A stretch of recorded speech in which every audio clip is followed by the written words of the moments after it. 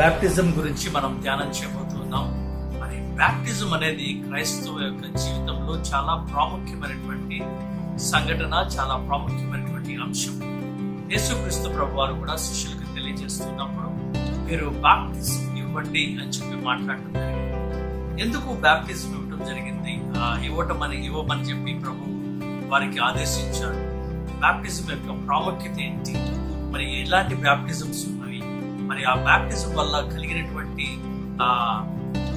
గొప్ప మార్పు ఏంటి?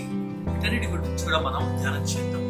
మొట్టమొదటిగా బ్యాప్టిజం అనగా మరి బ్యాప్టైజ్ లేదంటే దీన్ని ముంచటం అనే దానికి ఒక అర్థం వస్తుంది. ఇక గ్రీక్ పదానికి అర్థము ముంచటం అంటే ఒక వస్త్రాన్ని రంగు వేసినట్లుగా ఒక రంగులో ముంచినప్పుడు ఏమవుతుంది? అద్దకం అంటారు కదా, తెలుగులో అద్దకం అంటారు. లేదంటే ఆ రంగు వేయటం. ఒక తెల్లని వస్త్రాన్ని తీసుకుని వెళ్ళి ఒక రంగు వేసినటువంటి దాంట్లో ముంచితే ఆ యొక్క రంగు ఈ తెల్లగుడ్డ సంతరించుకుంటుందో దాన్ని బ్యాప్టిజం అంటారు. ఒరిజినల్ గ్రీక్ పదానికి ఉన్నటువంటి అర్థం ఏంటంటే baptism, baptize or whatever, దీనికి ముంచుట అని అర్థం. అయితే యేసుక్రీస్తు ప్రభువారు శిష్యులకి మరి వారికి ఇచ్చినటువంటి ఆదేశం ప్రకారం ఏమన్నారంటే, మారు మనసు పొంది బాప్తిసం పొందిన వాడు రక్షింపబడును అని చెప్పి దేవుడు మాట్లాడుతూ ఉన్నారు. అనగా బాప్తిసం అనేది ప్రతి క్రైస్తవునికి కంపల్సరీ, చాలా ప్రాముఖ్యమైనది. అది ఏమంటారు, దేవుని యొక్క ఆజ్ఞ కింద మనం అర్థం చేసుకోవాలి. అది దేవుని యొక్క ఆజ్ఞ. చాలా మంది అంటూ ఉంటారు, రహస్య క్రైస్తవ్యం గురించి మాట్లాడుతూ ఉంటారు. అయ్యా, మేము బాప్టిజం తీసుకోము, కానీ దేవుడు మా హృదయాల్లో ఉన్నాడు, మా గుండెలో ఉన్నాడు, మేము ఆయన నమ్ముతున్నాము అని చెప్పి అంటూ ఉంటారు. మేము రహస్యంగా ఉంటాము కానీ బాప్టిజం తీసుకోమని.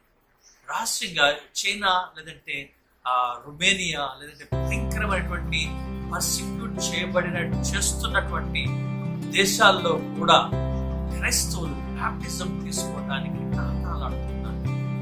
వారి యొక్క రహస్య జీవితము సంఘానికి లేదంటే సంఘానికి లోపల రహస్య జీవితం కాదు.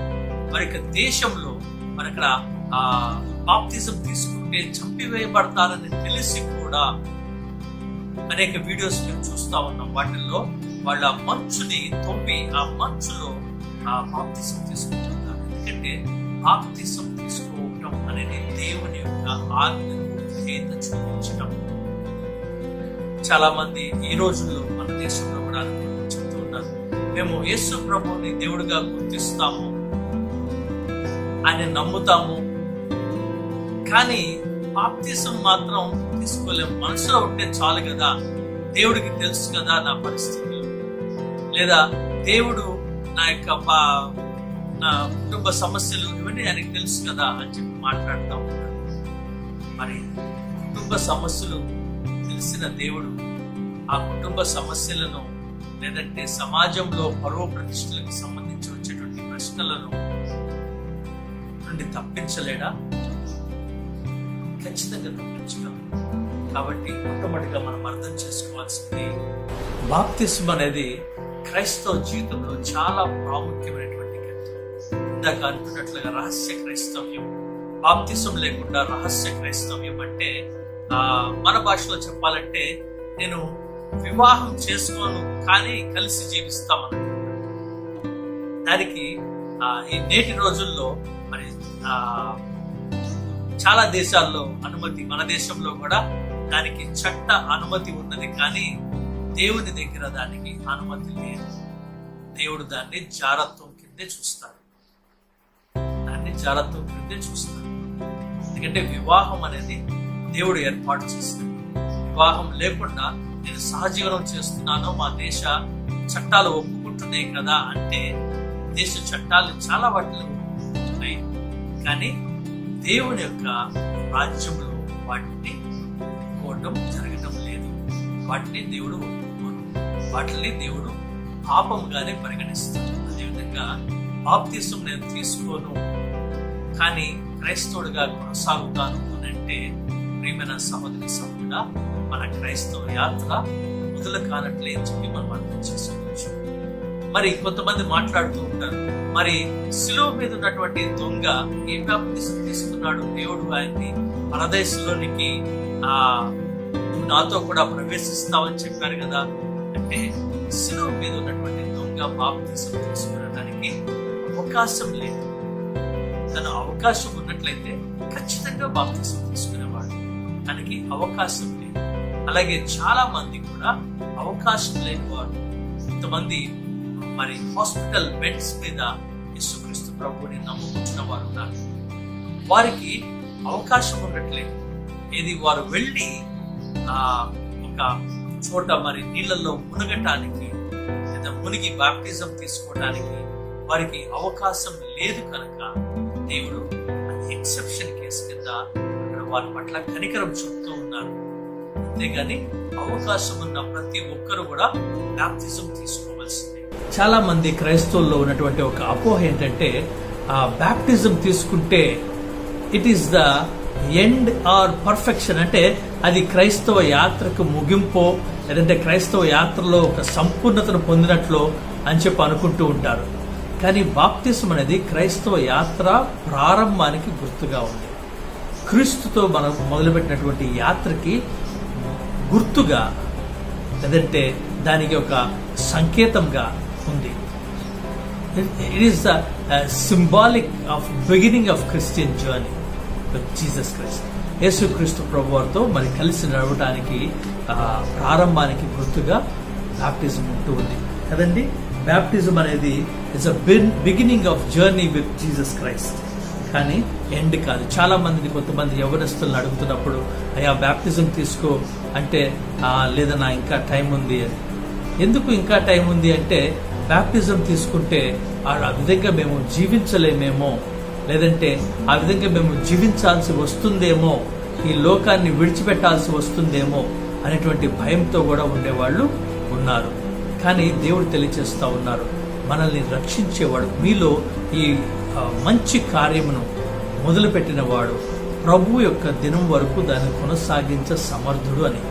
యేసుక్రీస్తు ప్రభు వారు నిజమైన దేవుడని, ఆయన రక్షకుడని మన హృదయంలో నమ్మి, నా పాపముల నిమిత్తం ఆయన చనిపోయి తిరిగి లేచారని చెప్పి నా హృదయంలో నమ్మి విశ్వసించినట్లయితే వారు బాప్టిజం తీసుకోవటానికి అర్హులు అని చెప్పి మనం అర్థం చేసుకోవచ్చు. అపోస్తుల కార్యములు 2వ అధ్యాయం 38వ వచనంలో కూడా మనం గమనించవచ్చు.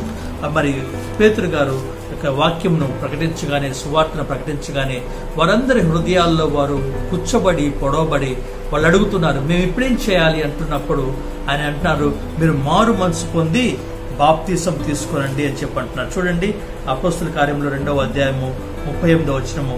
అపోస్తులు సహోదరులారా మేమేమి చేతుమని పేతురును కడమ అపోస్తులను అడుగగా, పేతురు మీరు మారు మనసు పొంది పాప క్షమాపణ నిమిత్తము ప్రతివాడు యేసుక్రీస్తు నామమున బాప్తిసం పొందుడి, అప్పుడు మీరు పరిశుద్ధాత్మ అను వరము పొందుదురు అని చెప్పి రాయబడింది. మరి పరిశుద్ధాత్మ దేవుని యొక్క పొందుకోవాలి అంటే ఆ వ్యక్తి బాప్తిసం పొందాలి, మారు మనసు పొందాలి అని చెప్పి, ప్రాముఖ్యంగా మారు మనసు పొందాలి, బాప్తిసం పొందాలి అని చెప్పి మనం ఇక్కడ అర్థం చేసుకోవచ్చు. అయితే బాప్తిసము అనగానే ఇందాక మనం అర్థం చేసుకున్నాం, ఇట్ ఈస్ టు ఇమ్మర్స్, ముంచబడటం, ఒక ద్రవంలోకి లేదంటే ఒక రంగులోనికి ముంచబడటానికి గుర్తుగా ఉంది. బైబిల్లో ఎన్ని రకాల బాప్తిజాల గురించి మెన్షన్ చేయబడి ఉంది. యోహాన్ గారు కూడా బాప్తిస్మ ఇస్తున్నారు. ఆయన పేరు బాప్తిస్మిచ్చు యోహాను అని రాయబడింది. బాప్తిస్మిచ్చు యోహాను గురించి రాస్తూ ఉండగా అక్కడ ఒక మాట రాయింది, ఆయన పాప క్షమాపణ నిమిత్తం బాప్తిస్మిస్తా ఉన్నారు అనేసి. నీటి బాప్తిసం ఇస్తా ఉన్నారు, పాప క్షమాపణ నిమిత్తం నీటి బాప్తిసం ఇస్తా ఉన్నారు. అనేక సువార్తలు, అన్ని సువార్తల్లో, మార్కు సువార్తలో కానీ, మత్తేలో కానీ, లూకాలో కానీ, ప్రతి సువార్తలో కూడా రాయబడి ఉంది బాప్తిస్మిచ్చు యోహాను. మరి అందరూ ఆయన ఎత్తుకు వస్తూ ఉన్నప్పుడు ఆయన వారి పాపములను ఒప్పుకొన చేసి, లేదంటే వారి పాపముల నిమిత్తం మరి వారు బాప్తిసం పొందుతూ ఉన్నారని చెప్పి మనం అర్థం చేసుకోవచ్చు. అలాగే హెర్మెనెటిక్స్ ని మనం ధ్యానం చేస్తాం. హెర్మెనెటిక్స్ లో ధ్యానం చేస్తున్నప్పుడు యూదుల ఆచారాల్లో కూడా బాప్తిస్ము వాళ్ళు ఆ ఇత్తడి బిందెల్ని లేదంటే వీటిని శుద్ధీకరించేటువంటి ఒక ప్రక్రియ కూడా ఉందని చెప్పి మనం అర్థం చేసుకోవచ్చు. అయితే యోహాను సువార్త 3వ అధ్యాయంలో గమనించినట్లయితే నికోదేము మరి యేసు ప్రభువారి వద్దకు వచ్చి అడుగుతున్నప్పుడు ప్రభువు ఒక మాట చెప్తున్నాడు, ఎవరు పరలోక రాజ్యంలోకి ప్రవేశించగలరంటే ఒకడు నీటి మూలముగాను ఆత్మ మూలముగాను తిరిగి జన్మించినట్లయితే అతడు పరలోక రాజ్యంలోకి ప్రవేశించగలడు అనేసి. ఈ విధంగా మనం అర్థం చేసుకున్నట్లయితే there are 3 types of baptisms. 3 రకాల బాప్టిజమ్స్ ఉన్నాయని చెప్పి మనం అర్థం చేసుకోవచ్చు. మొట్టమొదటిది నీటి బాప్తిస్మం. నీటి బాప్తిస్మం మనమందరం కూడా నీటి బ్యాప్టిజం తీసుకుంటూ ఉన్నాం. యేసు ప్రభువుని అంగీకరించినప్పుడు నీటి బ్యాప్టిజం తీసుకుంటూ ఉన్నాం. ఆ యొక్క నీటిలోకి మనం ముంచబట్టం. చాలా మంది యొక్క ప్రశ్న తీసుకొస్తుంటారు, ఎందుకండి ముంచబట్టం, లేదంటే చిలకరింపు బాప్తిజం అనేది కూడా ఉంది. వాటర్ బ్యాప్టిజం గురించి మనం ధ్యానం చేస్తా ఉన్నాం. మరి మనమందరం కూడా నీటిలో యేసుక్రీస్తు ప్రభు వారిని నమ్ముకున్న తర్వాత నీటి బాప్తిజం పొందుతూ ఉన్నాం. మరి ఆ నీటి బాప్తిజం పొందుతున్నప్పుడు ముంచబడటం అనేది దేనికి సాదృశ్యంగా ఉందంటే యేసుక్రీస్తు ప్రభు వారితో పాటుగా మనము చనిపోతూ ఉన్నాం. మరలా తిరిగి లేపబడినప్పుడు యేసు ప్రభు వారితో పాటుగా మనము తిరిగి లేస్తున్నాము, ఆయనతో పాటు పునరుత్థాన స్థితిలో ఉన్నాము అనే దానికి సాదృశ్యంగా ఉంటుంది. మరి చిలకరింపు బాప్తిసం ద్వారా దీన్ని ఆ యొక్క సాదృశ్య రూపకంగా మనము దాన్ని గ్రహించలేము. కొంతమంది చిన్నపిల్లలకు కొన్ని సంఘాల్లో చిన్నప్పుడే పుట్టిన పిల్లలకే వారికి బాప్తిసం ఇస్తూ ఉన్నారు. బాప్తిసం ఇచ్చి వారు 6వ దినం నుండి క్రైస్తవులుగా మారుతూ ఉన్నారని చెప్పి అలవాటుగా అవలంబించడం అనేది ఉంది. గమనించినట్లయితే ప్రియమైన సహోదరి సహోదరులారా, బైబిల్ గ్రంథం ఏం సెలవిస్తుంటే యేసుక్రీస్తు ప్రభువు అని ఒకడు హృదయమందు విశ్వసించి నోటితో ఒప్పుకొనుట ద్వారా రక్షించబడతాడని రోమీయులకు రాసిన పత్రిక 10వ అధ్యాయము 9-10 వచనాలు మనం గమనించినట్లయితే it is an individual decision. ఇది ప్రతి ఒక్క వ్యక్తి కూడా మనము క్రైస్తవ కుటుంబంలో జన్మించినప్పటికీ క్రైస్తవుడుగా క్రీస్తుని మన యొక్క స్వంత రక్షకుడుగా అంగీకరించడం అనేది మన యొక్క స్వంత చిత్తమై ఉన్నది. ఎందుకంటే దేవుడు ప్రతి ఒక్కరి యొక్క స్వంత చిత్తాన్ని ఎంతగానో విలువిస్తా ఉన్నారు. అందువల్ల ఆ యొక్క స్వంత చిత్తమై ఉన్నది, మన యొక్క ఓన్ డెసిషన్ అయి ఉంది. మరి ఊహ తెలియనటువంటి పిల్లల్ని దేవునికి ప్రతిష్ఠించవచ్చు, కానీ వారి తరపున మనం నిర్ణయం తీసుకోలేము. వారి తరపున నిర్ణయం తీసుకున్నప్పటికీ వారు ఒక వయసుకు వచ్చిన తర్వాత వారి యొక్క స్వంత నిర్ణయం వారు తీసుకోవాల్సినటువంటి అవసరం ఉన్నది.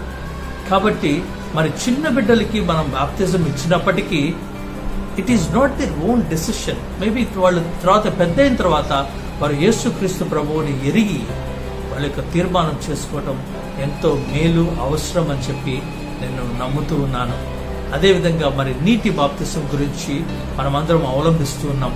బైబిల్ గ్రంథంలో మరొక బాప్తిజం రాయబడి ఉంది, అదేంటంటే ఆత్మ బాప్తిజం.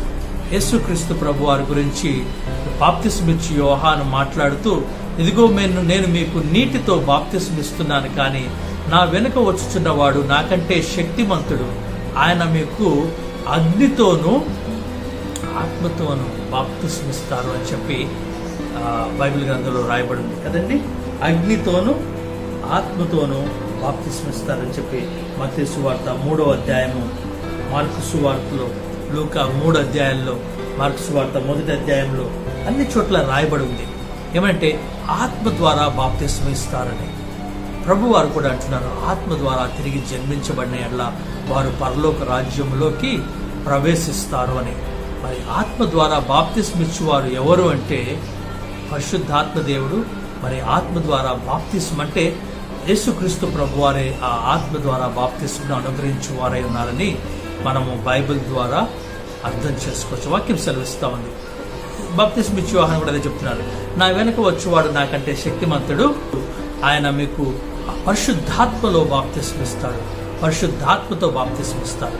ఇందాక నీటి బాప్తిజంలో మనం ఏ విధంగా అయితే నీటిలో ముంచబడుతూ ఉన్నామో ఆ విధంగా మరి పరిశుద్ధాత్మ బాప్తిజం ద్వారా పరిశుద్ధాత్మలోకి మనము ముంచబడుతూ ఉన్నాము. పరిశుద్ధాత్మ దేవునిలో, లేదంటే పరిశుద్ధాత్మ దేవుడు మన మీద కుమ్మరించబడుతూ ఉన్నారు అనేది మనం అర్థం చేసుకోవచ్చు. మరి పెంతెకోస్తు దినమున అపోస్తల కార్యాలు 2వ అధ్యాయంలో రాయబడింది. పెంతెకోస్తు దినమున అపోస్తులందరూ వారు ప్రార్థిస్తుండగా పరిశుద్ధాత్మ దేవుడు వారి మీదకి కుమ్మరించబడినట్లుగా, వారందరినీ కూడా తడిపి ముద్ద చేస్తున్నట్లుగా, కుమ్మరించబడుతున్నట్లుగా మరి మనం అర్థం చేసుకోవచ్చు. అది పరిశుద్ధాత్మ బాప్టిజం అని చెప్పి మనము అర్థం చేసుకోవాలి. ఆత్మ బాప్తిజం, మూడవ రకమైన బాప్తిజం కూడా ఉన్నది. చాలా మంది అగ్ని బాప్టిజం అంటే ఏంటి అని నేను చాలా మందిని అడగడం జరిగింది. ఫైర్ అనాయింటింగ్, ఫైర్ బాప్టిజం అనేది ఏంటి అనేది చాలా మందిని అడిగినప్పుడు కొంతమంది రకరకాలైనటువంటి ఆన్సర్స్ ఇచ్చారు. కొంతమంది ఏమన్నారంటే అది బాప్టిజం ఆఫ్ సఫరింగ్స్, అంటే అది శ్రమల బాప్టిజం అని చెప్పి అన్నారు. కానీ ఎందుకో మరి దానికి నా మనస్సు అంగీకరించలేదు. ఎందుకంటే ప్రాముఖ్యంగా మత్తయి సువార్త 3వ అధ్యాయంలో గమనించినట్లయితే చూడండి, 11వ వచనంలో ఏమన్నంటే 11వ వచనం, పరిశుద్ధాత్మలోను అగ్నితోనూ మీకు బాప్తిస్మం ఇచ్చును అని చెప్పి రాయబడింది. అలాగే లూకా సువార్త 3వ అధ్యాయము, లూకా సువార్త 3వ అధ్యాయము 16వ వచనంలో కూడా ఒక మాట రాయబడింది చూడండి, ఆయన పరిశుద్ధాత్మలోను అగ్నితోను మీకు బాప్తిస్మం ఇచ్చును. ఇవి రెండు కంబైన్డ్ గా మాట్లాడుతూ ఉన్నారు.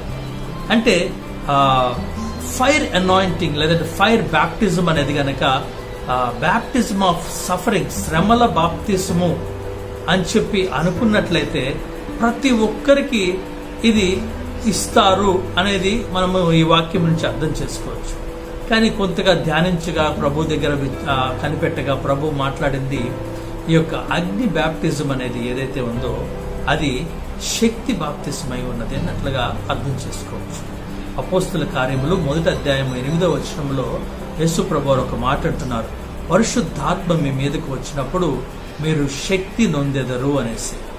ఆత్మ ద్వారా ఒక వ్యక్తి తిరిగి జన్మించబడిన తర్వాత మరి అభిషేకము లేదంటే శక్తిని పొందుకోవటానికి సూచనగా ఈ అగ్ని బాప్తిజంను మరి ఉద్ధరించారు అని చెప్పి అర్థం చేసుకోవచ్చు. ఎందుకంటే గమనించండి, బైబిల్ గ్రంథంలో రాయబడింది, మరి ఉప్పు దేని వల్ల సారవంతం అవుతుంది? అగ్ని వల్లనే కదా అని చెప్పి ఉన్నది. ఎస్, శ్రమల బాప్తిస్మము అనేది కూడా ఒకటి ఉన్నది. మూడవది శ్రమల బాప్తిస్మం. యేసుక్రీస్తు ప్రభువారు ఈ శ్రమల బాప్తిస్మం గురించి మాట్లాడుతూ ఉన్నారు. చూడండి, మార్కు సువార్త 12వ అధ్యాయము, మార్కు సువార్త 10వ అధ్యాయము 38వ వచనం.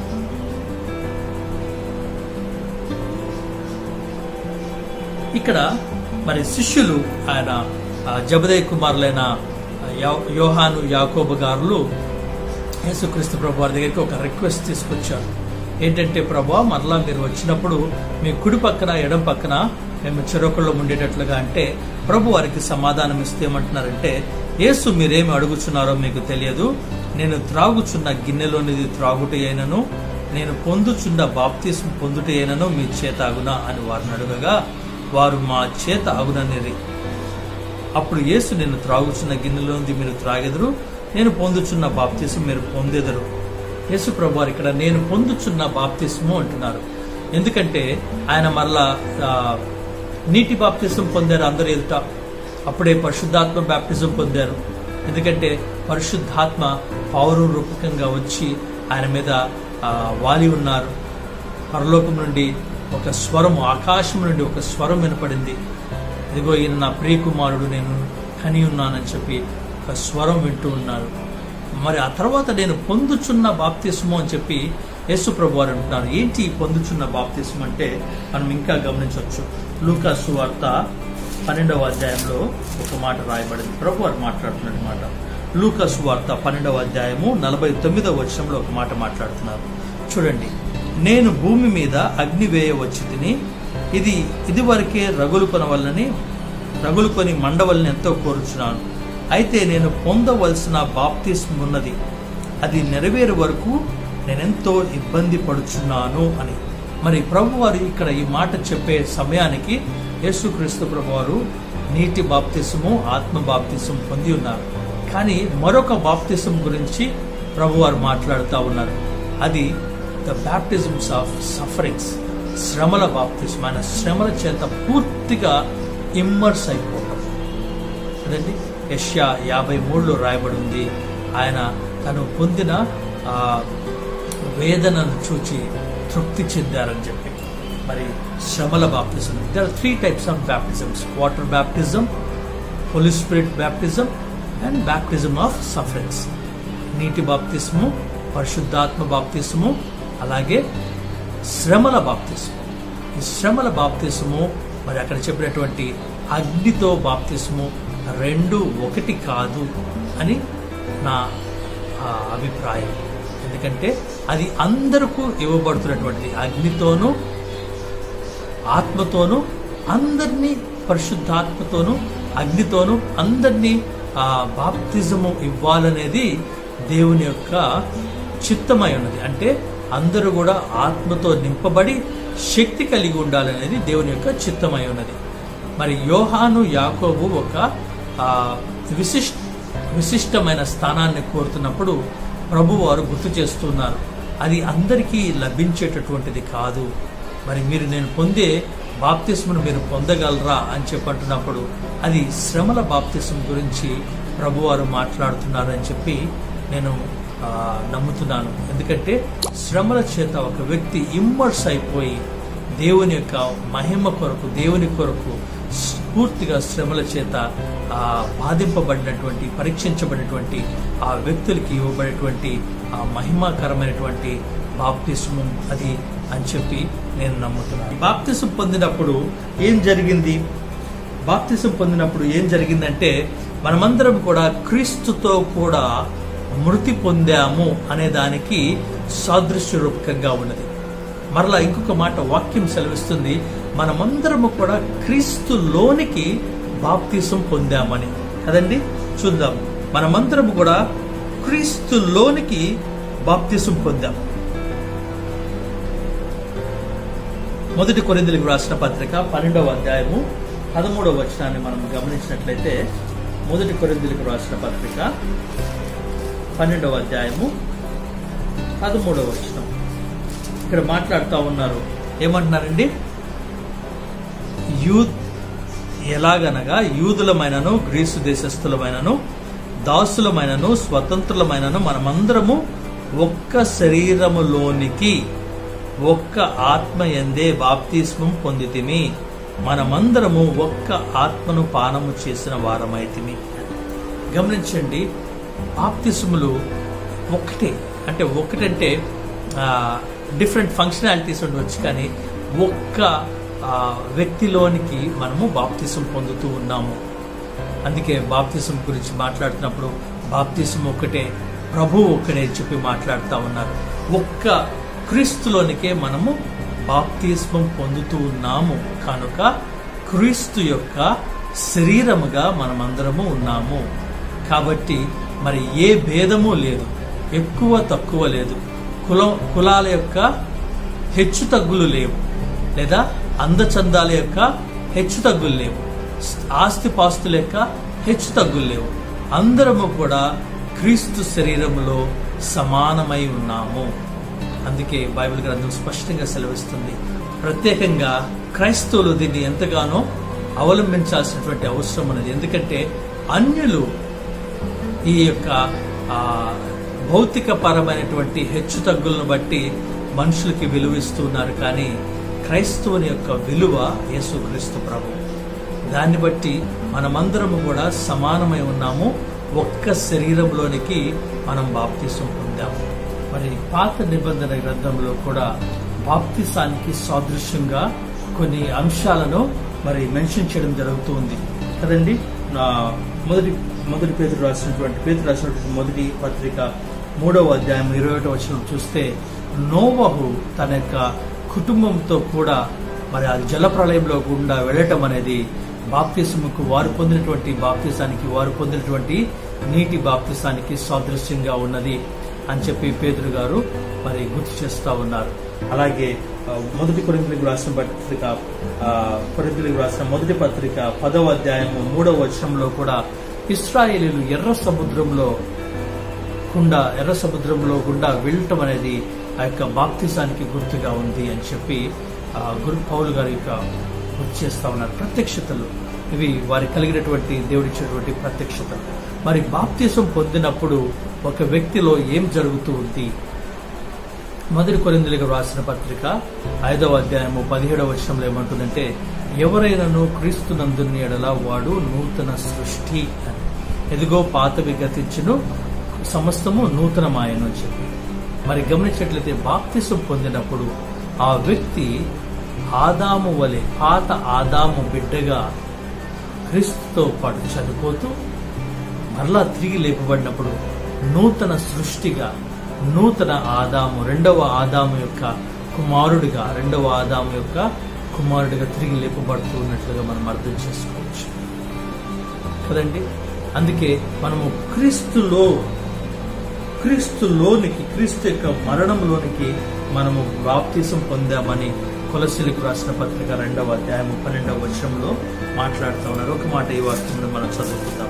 కొలస్సీలకు రాసిన పత్రిక 2వ అధ్యాయము 12వ వచనం చూడండి. మీరు బాప్తిసం మందు ఆయనతో కూడా పాతి పెట్టబడిన వారై ఆయనను మృతులలో నుండి లేపిన దేవుని ప్రభావమందు విశ్వసించుట ద్వారా ఆయనతో కూడా లేచితిరి. మనం అర్థం చేసుకున్నట్లయితే మనము ఒక ప్రాచీన, లేదంటే పాత మనిషిగా పాతి పెట్టబడుతున్నాం, నూతన వ్యక్తిగా తిరిగి లేపబడుతున్నాం. అందుకే నూతన సృష్టి అంటున్నారు. మనము ఒకసారి ముంచి లేపబడిన తర్వాత మనము క్రీస్తును ధరించుకున్న వారమై ఉన్నాము. క్రీస్తులోనికి బాప్తిసం పొందాము. క్రీస్తు యొక్క లక్షణాలను మనం ధరించుకున్న వారుగా ఉన్నాము అని వాక్యం సెలవిస్తా ఉంది. చూడండి, గలతీయులకు రాసిన పత్రిక 3వ అధ్యాయము 27వ వచనంలో ఒక మాట మాట్లాడుతున్నారు. ఏమంటున్నారంటే, క్రీస్తులోనికి బాప్తిసం పొందిన మీరందరూ క్రీస్తును ధరించుకొని ఉన్నారు అని.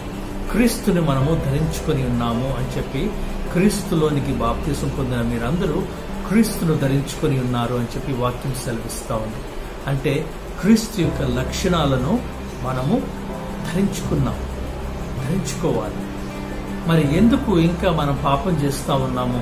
ఎందుకు మన యొక్క జీవితం మారట్లేదంటే, ఆ చనిపోయినటువంటి ఆ పాత పురుషుణ్ణి మనము మన మనస్సుల్లో, లేదంటే మన యొక్క ఆలోచనలో, మన యొక్క సోల్లో ఇంకను పూర్తిగా సావనివ్వటం లేదు. రోమిలకు రాసిన పత్రిక 6వ అధ్యాయము మొదటి వచనం నుంచి చదువుతున్నట్లయితే, మనం పాపంలో మరి పాతి పెట్టబడ్డాము, మనము చనిపోయాము, మీరు పాపము నిమిత్తం మీరు మృతులయ్యారు అని చెప్పి వాక్యం సెలవిస్తా ఉంది. మరి బాప్తిస్మం అనేది విధేయతకు గుర్తుగా ఉన్నది. బాప్తిస్మం అనేది సింబాలిక్ గా యొక్క ట్రాన్స్ఫర్మేషన్ కి గుర్తుగా ఉంది. బాప్తిస్మం అనేది నూతన జన్మకు గుర్తుగా ఉన్నది. మరి ఆ యొక్క బాప్తిజంను తీసుకోవాలని చెప్పి ప్రభు యొక్క ఆజ్ఞ, దానికి విధేయులుగా ఉండాలని చెప్పి మనమందరం చూడవచ్చు. ఎఫెసీయులకు రాసిన పత్రిక 2వ అధ్యాయము 6వ వచనంలో చూసినట్లయితే, మనమందరం కూడా పునరుత్థానం అయ్యామని చెప్పి రాయబడింది. చూడండి, మనము బాప్తిజం పొందిన తర్వాత ఏమన్నా ఉంటే, క్రీస్తు యేసునందు మనలను ఆయనతో కూడా లేపి, క్రీస్తు యేసునందు మనము క్రీస్తులో గనక బాప్తిసం పొందితే, క్రీస్తుతో కూడా మృతి పొందితే ఖచ్చితంగా క్రీస్తుతో కూడా లేపబడతాము అనేది నమ్మకము, విశ్వాసం. మనం క్రీస్తుతో కూడా లేపబడతాము. ఎఫెసీయులకు రాసిన పత్రిక 2వ అధ్యాయము 6వ వచనంలో ఏమంటున్నారంటే, మనము క్రీస్తుతో కూడా లేపబడి దేవుని యొక్క మరి సింహాసనం మీద, కదండి ఏమంటారు ఇక్కడ, క్రీస్తుతో కూడా ఆయనతో కూడా లేపి పరలోకం నందు ఆయనతో కూడా కూర్చుండబెట్టను. మనము క్రీస్తుతో కూడా మృతి పొందిన వారమైతే క్రీస్తుతో కూడా మరి ఆ నిత్య జీవంలోకి వారసులమని వాక్యం సెలవిస్తా ఉంది. మరి ఇది బాప్తిస్మం గురించి మనం ధ్యానం చేస్తున్నాం. ఒక మాట నేను మీతో చెప్పి ముగించాలనుకుంటున్నాను. బైబిల్ గ్రంథంలో చిన్న మాట రాయబడింది. దీని గురించి అనేక డిస్కషన్స్ కూడా జరుగుతూ ఉన్నాయి. కొరింథీయులకు రాసిన పత్రిక మొదటి పత్రిక 15వ అధ్యాయం 29వ వచనం చదువుతాం. ఇట్లు కాని ఎడల మృతుల కొరకై బాప్తిసం పొందువారేమి చేతురు అనేసి, మృతుల గురించి మృతుల యొక్క బాప్తిసం గురించి రాయబడింది.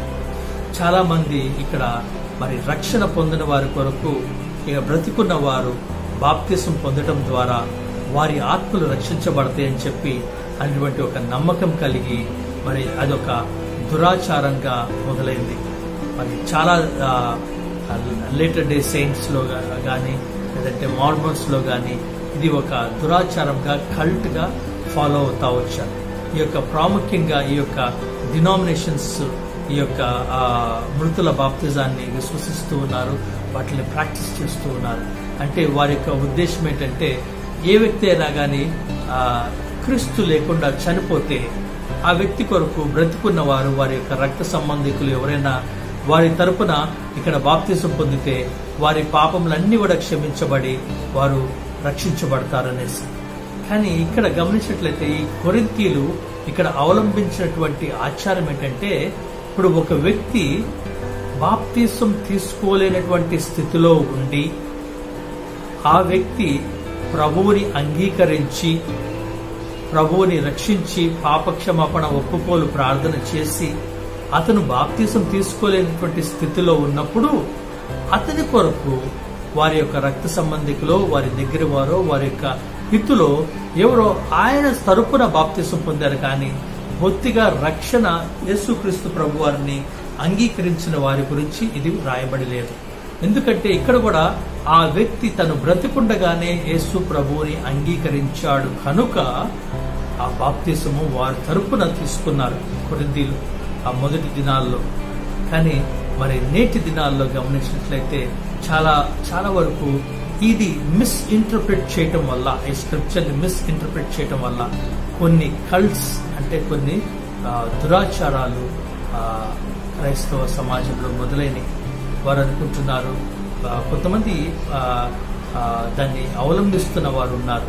వారు ఏమంటున్నారంటే మరి ఒక వ్యక్తికి ప్రభువు తెలియనప్పుడు చనిపోయిన తర్వాత వారికి దేవుడు తర్వాత సువార్త ప్రకటిస్తాడు, తర్వాత వారిని రక్షిస్తాడు. మరి దేవుడు అందరూ నాశనం అయిపోవడం దేవుడికి ఇష్టం లేదు కదా అనేసి. కానీ బైబిల్ గ్రంథం సెలవిస్తుంది, మనుషులు ఒక్క మారే మృతి పొందవలెను, ఆ తర్వాత తీర్పు ఉంటుంది అనేసి. మరి యేసుక్రీస్తు ప్రభు వారిని బ్రతికుండగానే విశ్వసించి తమ పాపముల నిమిత్తమై మారుమనసు పొంది పశ్చాత్తాపడి ప్రభువుని అంగీకరించిన వారు రక్షించబడతారు. మరి వారు ఒకవేళ బాప్తిజం తీసుకోలేనటువంటి పరిస్థితిలో ఉన్నట్లయితే ప్రభు దాన్ని ఎరుగుతారు కనుక ఆయన కనికరం చూపిస్తారు. బైబిల్ గ్రంథం సెలవిస్తూ ఉంది, మర్సీ ట్రైమ్స్ ఓవర్ ద జడ్జిమెంట్ అని. తీర్పును కనికరము తీర్పును మించిపోతుంది. అంటే అక్కడ వారికి ఖచ్చితంగా లాని అప్లై చేయట్లేదు, ఎందుకంటే వారు తీసుకోలేనటువంటి పరిస్థితిలో ఉన్నారు కనుక. కానీ తీసుకోగలిగిన వారు తప్పక బాప్తిజం తీసుకోవాలని మనం అర్థం చేసుకుందాం. మరి ఇది బాప్తిజంకి వచ్చినటువంటి మూల పాఠాలను మనం ధ్యానం చేస్తున్నాం. అదేవిధంగా మరికొన్ని మూల పాఠాలను కూడా మనం ధ్యానం చేద్దాం. తీసుకోవాలి.